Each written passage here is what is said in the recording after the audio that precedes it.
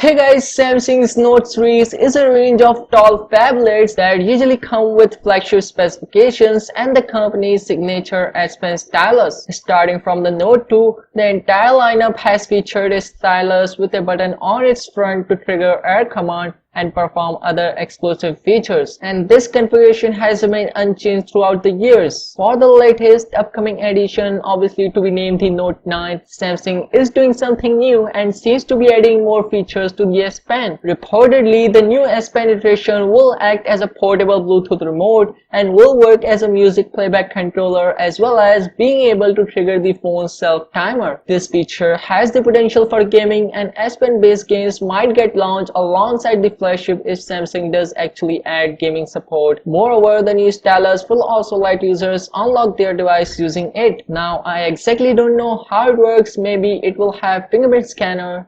Samsung has not officially revealed any specifications as of now. We will just have to wait for it to launch on August 9 to confirm the new features of the S Pen. The company has already given out press invites, and as the Note 9 nears its launch date, more and more specifications will get leaked. So make sure to subscribe for more information about the Note 9 and S Pen stylus. And as always, I will catch you guys in the next one. See you soon.